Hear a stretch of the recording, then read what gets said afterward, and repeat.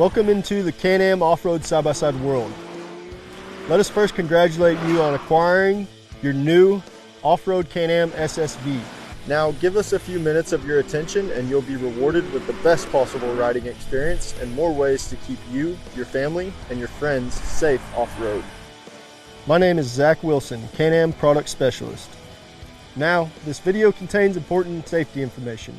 Please take the time to view it carefully before using your vehicle. Failure to do so may result in serious injury or death. First, let's take a look at operators' requirements. Take note that it is also important to read and follow your operator's guide. It should be kept at all times with your vehicle. We recommend taking a moment referring to your operator's guide when seated on your machine to learn where to find the controls and how they work.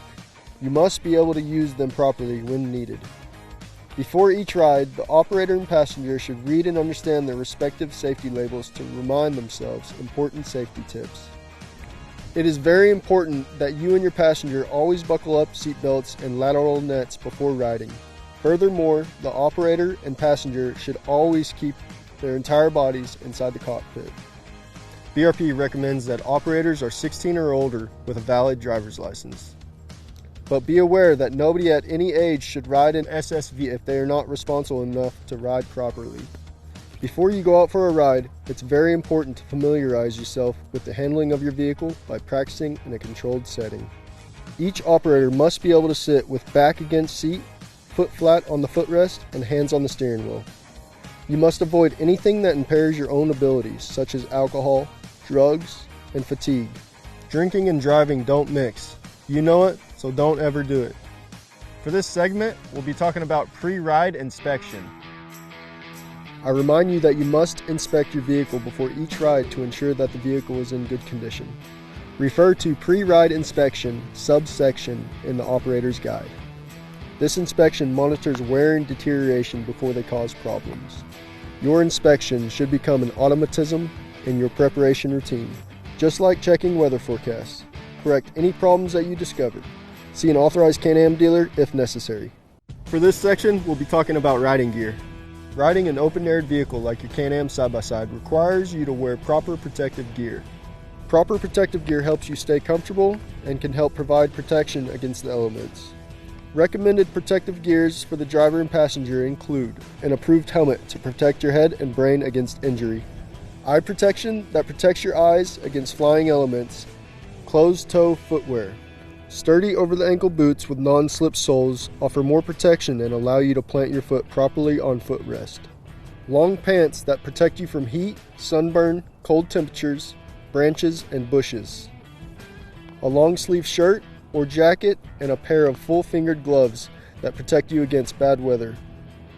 On long rides, it's a good idea to carry rain gear. A dry rider will be much more comfortable and alert than a rider who is wet and cold. Now we'll be moving on to riding with a passenger. Do not carry more passengers than the vehicle is designed for. Never carry passengers in cargo area or on a tailgate. The driver is responsible for the passenger's safety and should ensure that each passenger reads the vehicle's safety labels. Each passenger must fasten seatbelt and make sure net and/or door is securely latched in place to help them keep their limbs inside the vehicle. Each passenger also must pay constant attention to the terrain ahead and be able to brace for bumps. The passengers must be tall enough to always be properly seated, back against the backrest with seatbelt fastened, holding the handhold and feet firmly planted. The passenger must always hold on to the passenger grab handles. If you are a novice or an untrained operator, you should not carry a passenger until you have sufficient experience in operating your vehicle. For this section, we'll be going over stability while riding. This vehicle handles differently from other vehicles. A rollover or tipover can occur quickly during abrupt maneuvers such as sharp turns, or simply by side hilling or riding across steep hills or over obstacles. So don't assume that the vehicle will not tip or roll over. You must know the limits of your vehicle under different riding conditions. Do not attempt maneuvers that may be risky for you, your passenger, or bystanders. Now, we'll be moving into turning. Turning is one of the most frequent causes of accidents. Avoid hard acceleration when turning, even from a stop. Slow down before entering a turn. A rollover or other accident can occur quickly during abrupt maneuvers such as sharp turns or hard acceleration or deceleration when turning. If you think or feel the vehicle may tip or roll, reduce the risk of injury by keeping a firm grip on the steering wheel or handholds and brace yourself. Do not put any part of your body outside of the vehicle for any reason. For this section, we'll be talking about braking. Whether you're stopping slowly or need to stop quickly, release the throttle and apply the brake. If the wheels lock, release the brakes briefly and then reapply again.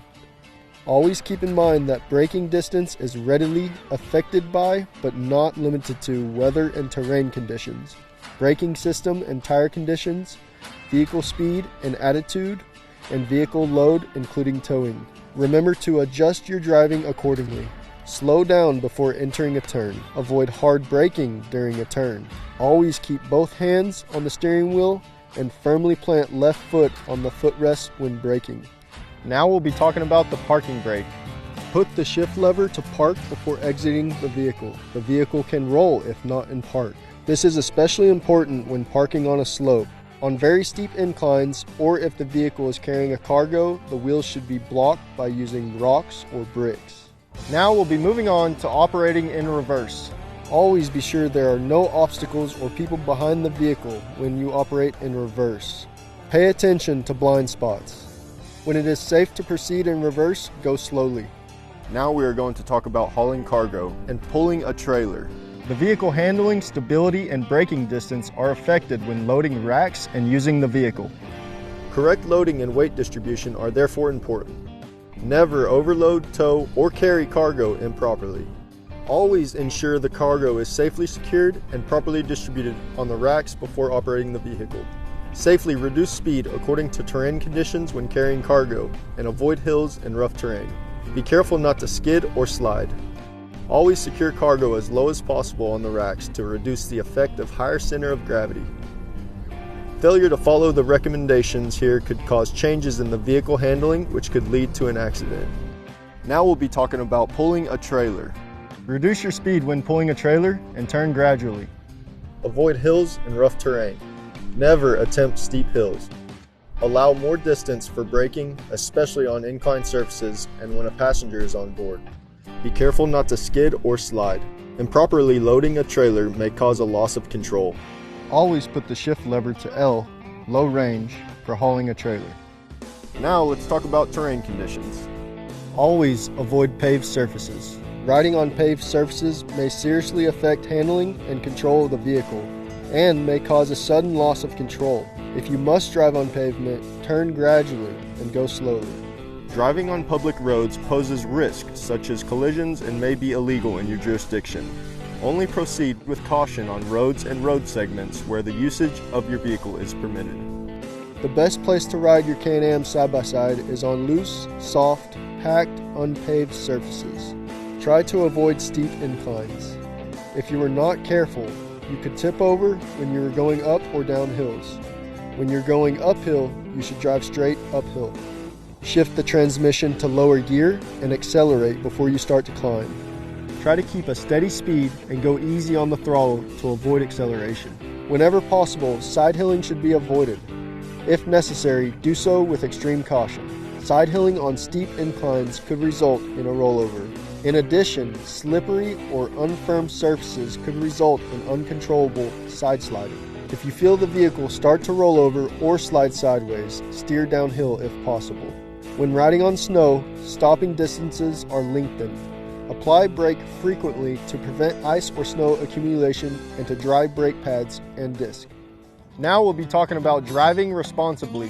Avoid loss of control and rollovers. Avoid abrupt maneuvers, sideways sliding, skidding or fishtailing, and never do donuts. Plan for hills, rough terrain, ruts, and other changes in traction and terrain. Avoid side hilling. Avoid riding across slopes. Rollovers have caused severe injuries and death even on flat open areas. More specifically for side-by-side vehicles, the passenger must also pay constant attention to the terrain ahead and be able to brace for bumps.